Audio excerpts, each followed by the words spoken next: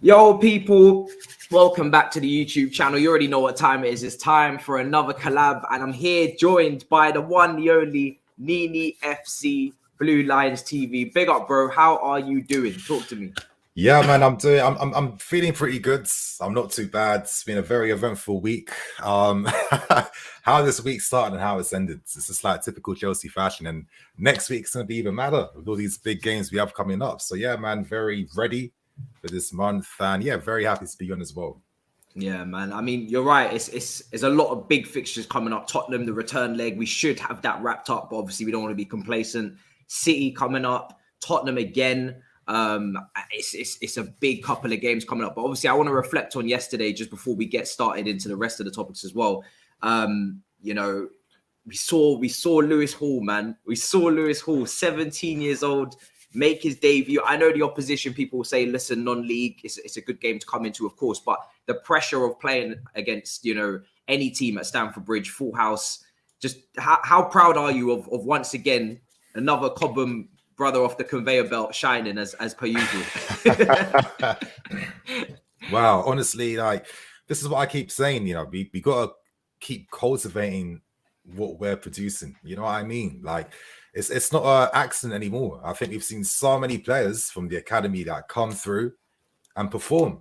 And like what I found funny about Lewis Hall, yeah, was that in his interviews afterwards, he comes across as like bare nervous. He can't really look in the camera, really shy, can't really talk. But brother on the field was the complete opposite. I mean, this guy was commanding the ball.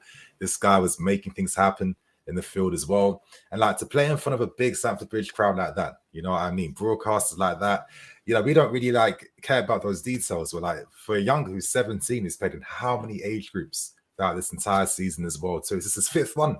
Played for the first team yesterday. For me, very, very special moment, and continues to just like reinforce the idea that, yo, we should always take serious the talent we have coming through. And like me, ideally, for the positions we don't have, spend big money to sign the very best. I think that's the strategy, man. Yeah, 100%. And it seems every time someone comes into the team, whether it be a Lewis Hall or Harvey Vale, they can do the job that is asked of them, regardless of having to play out of position. Because a lot of people who haven't seen Lewis Hall before will think he's a left-sided centre back. He's not even a left back. You know, he's not even a left wing back. He's a midfielder. But if you give him that job, he can get it done. And he showed yesterday that he's more than capable on the football. He had a lovely moment where, because I was at the game, he was right on my side. So him linking up with Hudson-Odoi was beautiful to see as well, especially with the immediate fears that we thought Hudson-Odoi would be at right back. But he dribbled out of some tight, tough situations against opposition attackers. Obviously got the assist for Lukaku as well. And just overall, just very comfortable on the ball, very assured. And like you said, just in complete control the whole time. Yeah, for sure. And obviously, you know, we got to be realistic as well too. We all know this. We're playing against a team that's in the National League, that's in the conference, you know what I mean? But for me, like the fact that, of course, I'm expecting him to be performing. But it's not even that. It's the fact that he's sharing a field that's full of internationals, experienced guys, big money signings, you know, big players from the academy as well too. And the fact that you're leaving that game as one of the standout players compared to all that talent on the field. Because listen, like they all played against conference division teams, and I wasn't seeing like that incredible individual performances against them, keeping it real. But I'm seeing a 17-year-olds playing alongside these guys, stepping up and sitting in the spotlight. So for me, that's what it's about, man. Yeah. For me as well, being at that game, it kind of shined a light on another issue. And unfortunately, once again, is that Barkley getting his minutes over Webster. For me, it's just something I couldn't let it go, bro. I'm like, I want to see Charlie Webster. We're not going to get too many opportunities. Luckily, we've been drawn against Plymouth at home. Maybe that's an opportunity to see some more young players, but they don't get too many opportunities where the pressure might be a lot less in a season like ours where we're competing on all fronts. To see Barkley get those minutes and obviously really be quite underwhelming, delayed with the pass, etc. It just for me highlights again that Marina needs to do. In this summer coming, she needs to do a little clearance sale. Just you know when DFS have their little winter sales for the sofas and whatnot. Do you know what I'm saying? Just keep things ticking along, man. Don't let all this hold up. You know, all these players kind of gather around and cluster up the place because there is a limit on loans next season as well.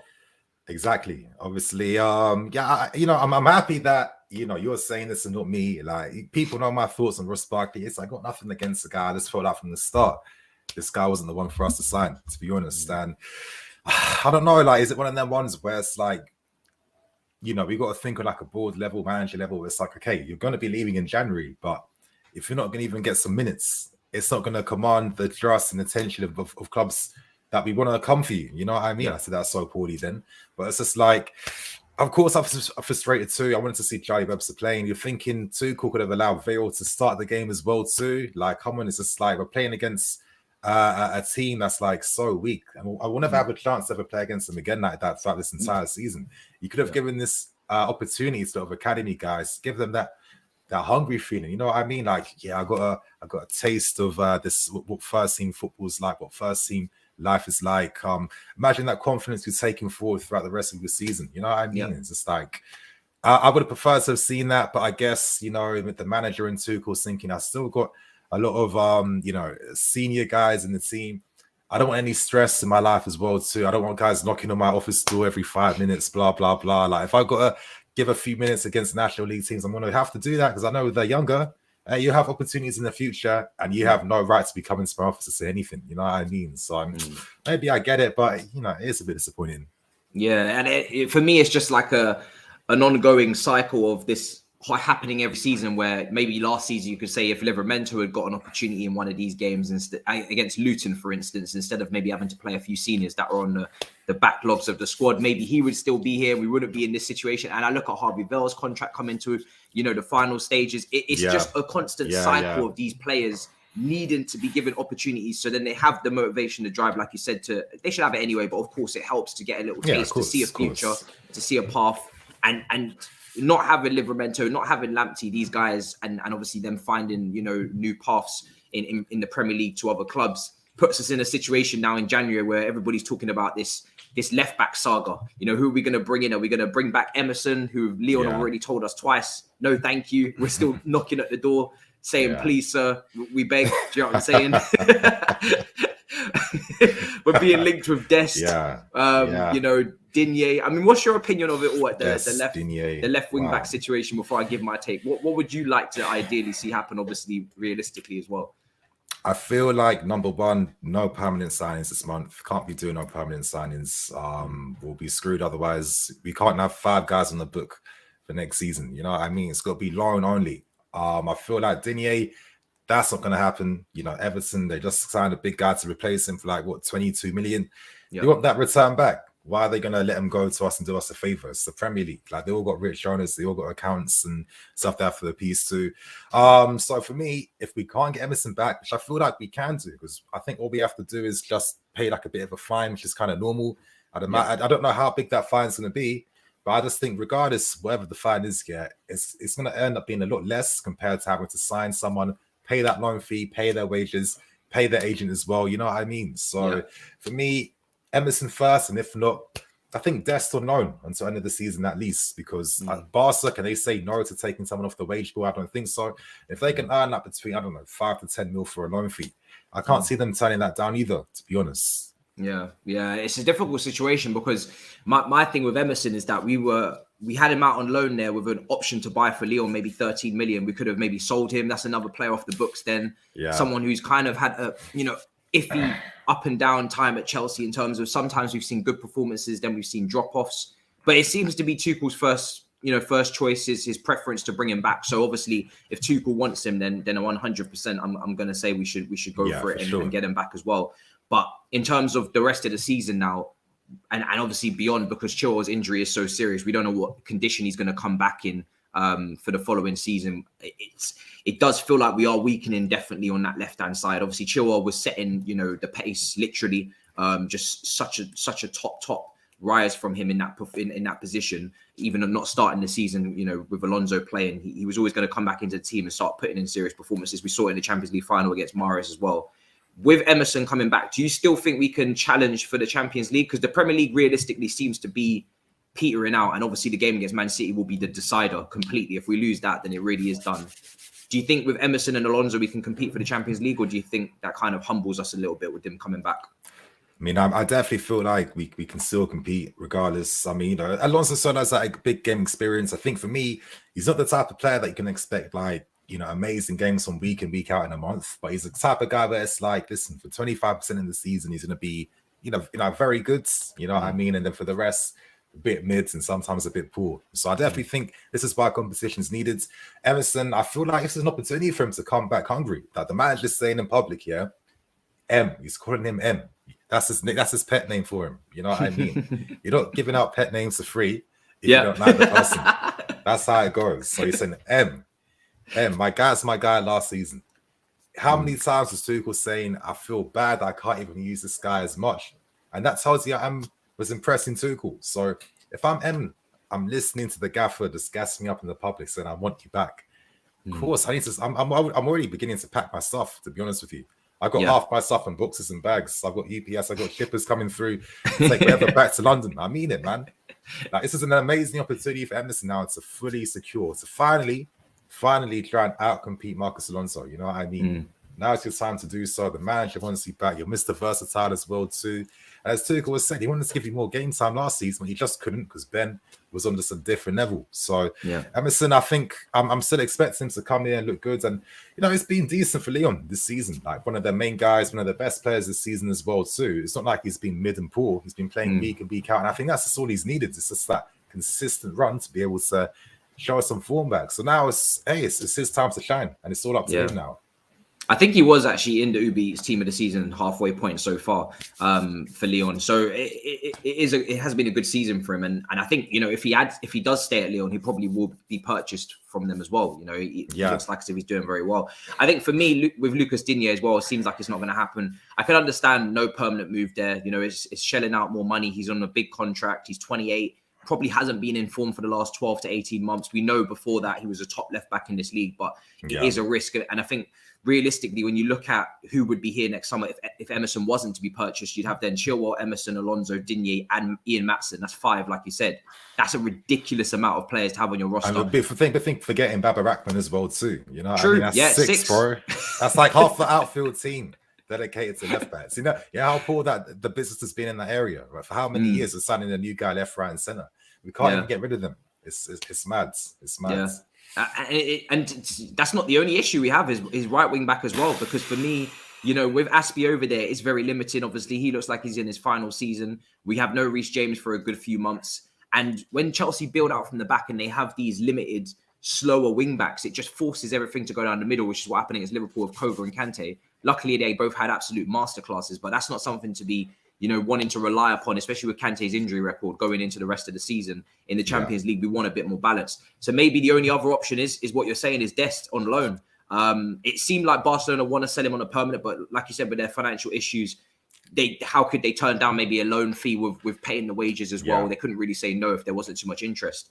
I just think another guy as well too. Another guy as well. Just he came top of my mind. So I'm even like cutting you off like that. But I was even remembering Zappa Costa. He's at Atalanta right now. You know what I mean? Not saying bring him back. I never thought he was that level, to be fair. But one guy I'm hoping maybe a potential loan move could be made for is that Joaquin Mala guy. He was doing bits during the Euros. Again, we've done business with Atalanta time and time again.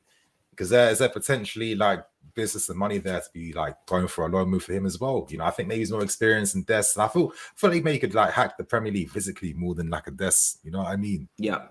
He could play both sides as well, can't he? That's the key. Both sides. That's what I want. Someone that can do both. You know what I mean? Like that's quality depth then, because you can say to a player like that, you can play on both sides. You will get game time. This is the most athletic position in the team, wing back. You got to cover the whole side of the pitch. We're not going to just run Reece James and Chilwell into the ground. You will get game time on either side if you're capable of doing it, which is great. I think with Dest, a lot of the American fans will say he's not great on the left. He's more of a right side. So that was always my issue there. If he was to come in on the left and try and play there in the Premier League, especially with him trying to adapt as well and acclimatise, is probably not going to go too well. Yes, he is young, good dribble. I think defensively, there's a little error. There's a little bit of concern there as well with him. I definitely don't want him on a permanent either. I think when I look at these players in this January market, whether it be Digne, who is obviously probably the best out of the three, but still has some things that you'd say, defensively, is there going to be an issue there? Is he going to come with the same speed that Chilwell has? Probably not. So there's going to be a small adaptation there. And obviously the high wages and the fee. All of these guys seem like panic buys. They all seem like panic buys. They don't seem like who we would have really wanted, who Tuchel really would have wanted scouting-wise if he was to do his due diligence. And all these guys, I can't get it out of my head. I'm trying to escape it, but Livramento, Lamptey, both of them can play both sides. Bro, I'll drag this shit to the end of the season, bro. It's fair. It's fair. It's absolutely fair. And I was telling people on Twitter, next week I'm going to release a video just talking about this whole Livramento thing. I feel there's a lot of like misconstrued information surrounding why he left and stuff like that. It's not as accurate, you know what I mean? And it's a bit frustrating considering that, you know, this is two talents who are already showing us some of the most dangerous like wing backs in the league right now. Like the numbers Livramento is putting up for his age in his first season, brother, in his second game, he got man of the match against Man United. Like this is what I'm telling you about the quality of talent we are producing, and it feels a bit mad that, you know, we're not looking to keep them more for competition reasons. And I feel like sometimes you got to do the brave thing in football. Sometimes you have to phase out slowly. I think if you phase out Aspie, you could have kept one of them, in my opinion. And everyone's saying, Hakimi. If we assign Hakimi, I don't think anyone's complaining about minutes between him and Reece James sharing them. So I don't see why it was a big issue for either one of these guys to stay, to be competition, backup, whatever. I think they still get good game time. You know that if you're a wing back, fullback, you're guaranteed to get more game time than maybe other outfield positions. You know what I mean? That and midfield. So I don't know. I think that we kind of missed out on something there. And the reason why I keep bringing it up and I keep doing it on this channel, and people will be saying, "Oh, Matisse, stop it, you know, move on." I want to keep hammering it home so we all learn from this situation. And then when we're talking about the next person, you're like, "Oh, Cobham again, overhyping," because I can bring up the instance of Tomori and Mark Gurhey. And now we're chasing probably Nicolas Saul from Bayern Munich instead, where it's just again it's unnecessary. Unless they're top world class. Nicolas Saul. Whatever his name is, like the Bayern Munich brother. Do you know what I'm saying? For me, it's like unless they're top level, it's just us flinging money about and just rotating it once again, and it's a waste of time. It's a waste of everybody's time and resources. It's really not necessary when you're seeing these young players come in and step in and do a brilliant job. And usually when we're selling them as well, we're not even getting what they're worth. You know, we are taking smaller fees because their contracts are running out. I think Lamptey left for about 3 million, Livramento 5 million. That's less than 10 million for the two of them. It's mad, actually, right? I'm flabbergasted. That is. And if you try to sign them back to, you're paying over 40 mil for Livramento. You're paying over 30. That's what I'm saying. So it's just like my thing is this, like if a player's value can just like rise that much in 9 months, in 9 whole months, then are you telling me it's that much of a risk to keep them? You know what I mean? That's some of the football logic I don't understand sometimes. You know, like is it worth pursuing a player you weren't even really putting your heart into in Hakimi to let someone go for absolute peanuts in today's market? Because if we try signing him from another club, we're not buying him for 3 or 4 million. You know what I mean? It's I don't know. I feel like I hope we don't make mistakes like that anymore. I feel like, you know, we're seeing too many examples now of like the depth and talent being produced and how beneficial it can be for us. And it's just like, you know, we could have avoided the situation entirely. And the benefit is for watching a player that's also growing, like we saw with Mount, like we saw with Reece James, like we saw with so many of these guys, where it's like, listen, you know, Mason Mount, for example, this guy had a very skinny neck when he made his first season in the Premier League. You know what I mean? But that is that learning where you need to give him that game time. You show that he's able to play at that level. And now that his frame is fully filled up right now, you know what I mean? There's some of the top players in the team. That's what I'm saying. Some of the top ones, most influential ones, and the game winners. So it's just like, you know, we can't keep making this mistake again. And on a side note, this is why I'm a big advocate for Levi Colwill coming back immediately next season. Same. Looking at Fofana. Yeah. Fofana is a good player, but my thing is he's out. He obviously, sadly, unfortunately, broke his leg injury pre-season. But it's just like the confidence to then make a move for him after he just played 1 season in the Prem for Leicester City. You're telling me you just can't give that game time, allocate that to Levi Colwill to let him accelerate. When then the guy's been out for an entire season. Like you'll sign a player. Yeah, sorry, man. Sorry, just to chip in, I'm seeing people make the same mistake saying, "Oh, Levi Colwill's too early for him." He's had a similar amount of success that Tomori had when he won Player of the Season at Derby. He came in, had a great first season. Again, having that Trevor Chalobah rotational role where he also was eased in. And again, in the summer when we was talking about Livramento, people saying, "Oh, you're overhyping it, you're overgassing it." Then 3 months later, people are saying, "Yep, 40 million, more than worth it. Let's bring him back." And I'm like, how can you go from that to that extreme in the space of a few months? It's not normal. And it's like it's a non-stop thing all the time. Like for me, that whole term common sexual, for me, I'll just have to be honest. Like people that say that are just fools, in my opinion. Yeah, I said it from my mouth. If you use words like common sexual, you're a fool. You're a big fool. You understand? How are you gonna talk down on something that's part of the club you support, and it's the best academy, and it's shown you time and time again over how many seasons that's producing the real deal. Yeah, like just listen. Just if you don't know about it, keep an open minds and listen. And to guys like us who invest our time into watching these guys and learning about them, you know what I mean? It's not that hard. It's not that hard. It's really not. It's really not. And at some point, people have got to learn, the club have got to learn, like you said, because it's wasting money for us. It's stopping us from creating and cultivating a proper squad where we can now go and get the best of the best. And it's just a constant cycle. And if you look at what Manchester City are doing, people say we want to build a project like that.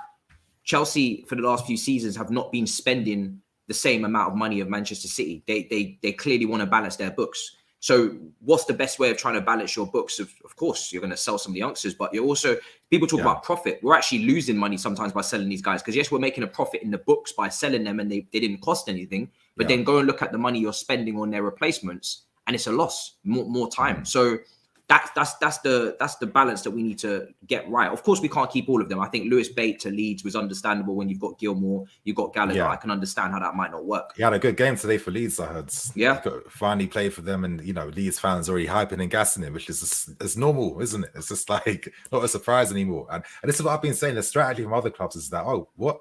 You're telling me that I can sign out some of the very best youth talents for next to nothing, and I'm guaranteed to flip them for 10 times, 20 times the value in 12 or 24 months. Yeah. It's just a no-brainer, really, isn't it? Yeah. The clubs are really looking at us like a feeding ground right now. Like, wow, this is too easy, if anything. They don't even know what they've got. Rightfully so. It's a long time coming, but everyone's actually finally realizing the benefits behind what we're doing right now. So, let's hope we don't make the same mistake with Levi Cole, introduce him straight. Let's keep it real. I mean, we sign guys like Rudiger. I'm always using this example.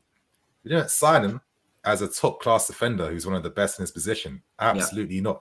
Luiz. I mean, there's so many players. Ivanovic. There's so many we've signed who weren't finished products like that.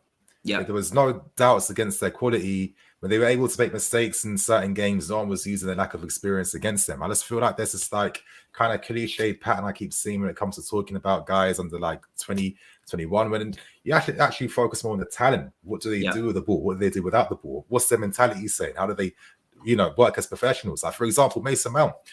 I knew that this guy is just destined to be world class. That's his first season. He took the criticism from Mourinho at the time after that game versus Man United. He didn't cry about it. He didn't moan about it. What did this guy do? Literally next day, he invests in a nutritionist and a chef so he can get on point straight away. That's the levels. That is the levels that he needs to get hyped and praised for. And it's just like, we keep saying that there's potentially one day we could see an entire outfield team full of Cobham guys, and would even be a surprise at this point now. Yeah, really.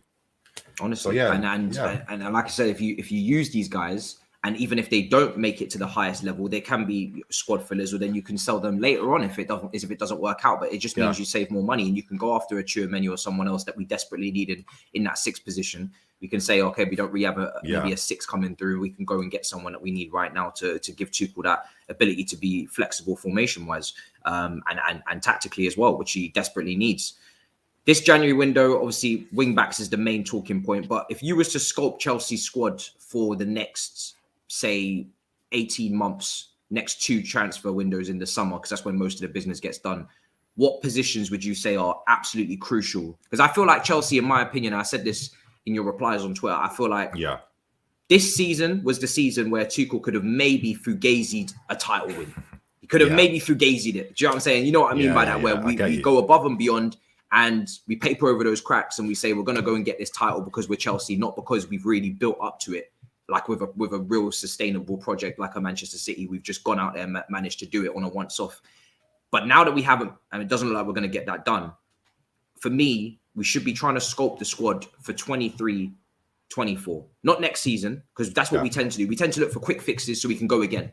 I think we shouldn't be doing that. I think we should now be trying to really identify what we need to be doing long-term and really now start to move some serious pieces in this squad, especially with all these centre-backs running out of contract. It could be a blessing in disguise to really, try and move us into a different direction. What positions would you want over the next 2 summers really looked at and sorted? I need to see ball composition both right wing back, left wing back, 100%. One in defence as well. Midfield player, need to see 2. That would involve returning the return of a guy out on loan already in Conor Gallagher and Tchouaméni for me. And I'd say another attacking player, because I do feel like maybe we could, I don't know. Literally, it depends on who we sell. If I could see us selling 2 attacking players, and if that's the case, we have to bring in 2 more. But but for me, main ones is literally just midfields, 1 in defense, and of course, win back competition is needed. Anything else is just a bonus, and it depends on who goes and who to replace them with. You know what I mean? But I think with that midfield player too, and Gallagher and Tchouaméni, that gives us a possibility of playing a new way. You know, and them ones where if Kante can't play, I'm going to feel very confident knowing that Gallagher can still counter press on the front as well to win those balls back and still get inside the box, drive, and of course shoot from outside the box, score goals. Same thing with Mount, allows him to play deeper. Tchouaméni's there as well too. You can still have Jorginho in that team, or Kante moving deeper as well too to help out. I feel like that's the evolution you have to be at. And then of course at fullbacks, listen, Alonso, respect what he's done. Took you a long time, I'll be real with you. But I think that's how longevity works like. Like when we see a guy in the squad for so long, like you just can't help but rating him after, you know, after a certain amount of time. And I definitely think at right back as well too. Reece James is quite obvious. You know, we were never going to expect Ben and Reece to be able to be fully fit throughout this entire season. It was never going to be the case. So I need to see not replacement, that's the wrong word, competition sign in those areas. The times where, listen, if we want to even get them a rest sometimes, we have to do that. You know what I mean? So they're the main ones I'm going for, man. Yeah, 100%. I think that 6 is so key. I think Jorginho right now this season is the only player that doesn't have competition for his spot in terms of proper, you know, we can take him out and we can put someone else in. And even if it's a different mold, a different type of 6, just to give proper competition so he's not overplayed and overused. Saul's been better recently, but I wouldn't bring him in on a permanent. That was controversial apparently on Twitter because of his uptake in form. But I wouldn't spend 30 million on Saul with Gallagher. People forget Saul is competing with Gallagher. You know, he's competing with the other players that are out there. You trying to tell me that he's having a better season than Gallagher in this country? Absolutely not. It's not even close. So a few good games shouldn't really change the overall plan in terms of how we're going to reshape our squad. And I kind of feel too as well. Like, listen, I'm one of those guys. I give props when it's due, because I've got nothing against anyone really like that. It's not that deep for me. His performance against Tottenham really was that good, but I was like, I need to give this guy some hype and some praise in my review. But if I wanted to be cynical, I'd say, okay, cool. You know, he's shown recently that he does have something in him after that Spurs game. But then the other games, he's just being comfortably professional in that sense. It's not like he's been like changing the dynamics of our game necessarily, or taking shots on goal, or being one of the key players like that. If I'm being cynical, he started off so poor that now that he's playing at a professional level, I feel like that's kind of overinflating like the impact he's had. But and I say that, of course, the impact for Spurs really was that good.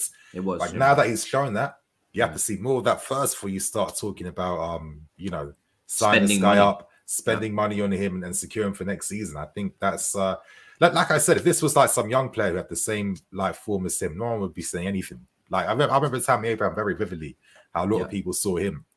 So, but it's different when I guess you're more of an experienced guy, and I don't know. It's just different energy, I guess. Well, when they're experienced and you pay for them, because it was a little loan fee, I expect, for me personally, I always expect more. If you're in your prime and we paid for you, I expect more than if you have just come out of the academy, because you're fresh. You've still got to develop. You still got to improve.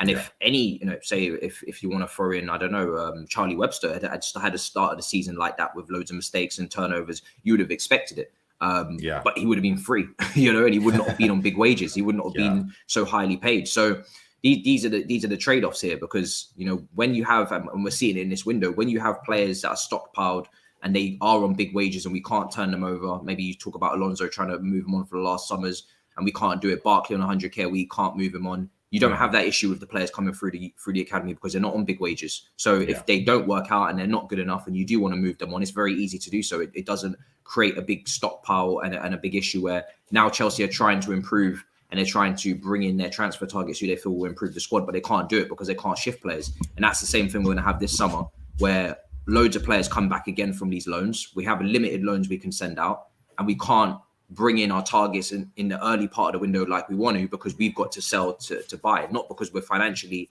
in problems, but because we need to make space in the first team. And Tuchel takes another look at all these players in these pre-season games, which is a big waste of time as well. So we need to clamp down on this, man. We do. We need to stop offering these 1-year contracts to players that are, going back out on loan because Marina wants to get a little bit of cheap change out of them, 1-year extensions. Just cut your losses, let it go, because you may think you're trying to make money, but you're actually losing money because you're letting players that are talented go out the door for very cheap fees where you would have got 10 times the amount, like we've discussed earlier. That's what I mean. And you're losing money that way. So you're losing money somewhere. You definitely are. Yeah, of course. So that, I think you hit the nail on the head, to be fair. There's always a price to pay for everything. And that 1-2 mil that looks good on the accounts, which means that, it can take you forward to the next financial year, calm. But then, like you're saying, if that meant that you let someone go for peanuts, who's now going to be worth 10 times that value 9 months later, who's really winning here? Yeah. Who is really winning? Well, listen, not us until we fix this solution, but fix this problem with some serious solutions. But listen, bro, been an absolute pleasure. Before we let you go and let you shout out and let them know what content's coming out, what's your score prediction for Tottenham as well coming up? Honestly, man, I'm expecting another comfortable game. And I know Tottenham will come out, they'll make the mistake of trying to press and trying to attack, and it'll be very easy for us to just pick them off from the break. So I'm expecting more goals, courtesy of Tottenham. Probably another 2-0 win, to be fair. I'd love that. Listen, nice and comfortable, on to the final. And I really rate these cup competitions. I know a lot of people turn their nose up at it, but we've lost the last 2 domestic cup finals to Arsenal and Leicester. So thank you. We need to win.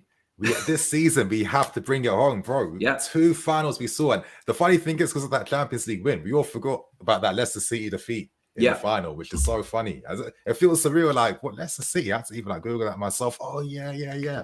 So I'm sorry, we can't get to 2 finals in a row and not bring this FA Cup back home. You know what I mean? We have to. So, and I'll take the Carabao Cup as well. Yeah. Honestly, because these players haven't won much, bro. They haven't won much trophies. This is the beginning of a lot of their Chelsea careers. For a team that's growing from its infancy, every trophy matters at the start. You can't be turning your nose at it. That's why I kind of low-key respect the lineup Tuchel put out yesterday as well too, because we don't disrespect any trophy we're in. Look at Europa League, for example.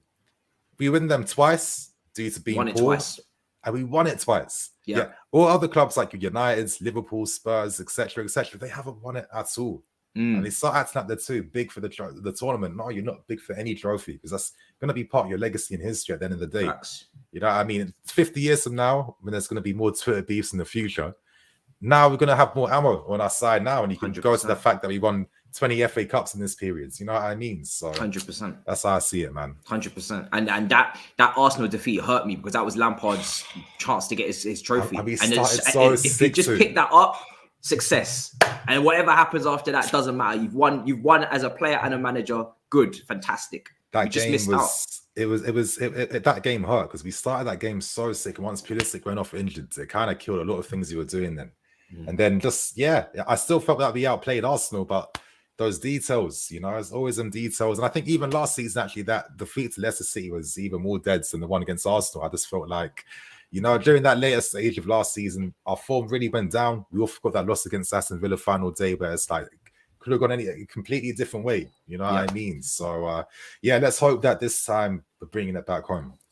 100%. Well, listen, bro, it's been an absolute pleasure having you on. Let them know where to find you and any content coming out. Please plug away. Let them know. Of course, you guys, you can find me on Twitter. That's at NiiniiFC. And of course, find me on Blue Lines TV. I'm looking to come back big with the content. Just released a new series, first episode with Jan, Football Therapy, Chelsea Weekly. I want to break down all the craziness that happens throughout the week, the games, the stories, the moments, etc. So I hope you guys enjoy, and it's a lot more things to be coming in 2022.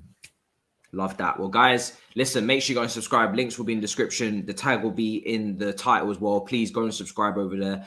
Get it done. For me, obviously, content will be coming out for the Tottenham game as per usual, rolling back into the week with the weekly shows. The studio is getting set up. I've just made that special order. So listen, you're going to be seeing me and Saj on the couch talking football very soon and having our debates, our timeless debates. And obviously, the podcast as well is starting up as well. Damien and Anita, we're getting that prepped artwork and whatnot. So no games being played, a lot of content coming. You just got to be patient on it. Obviously the roundabout as well, but subscribe, smash up the notifications as well. And I'll see you, man, in a bit. Peace. You already know what it is. you.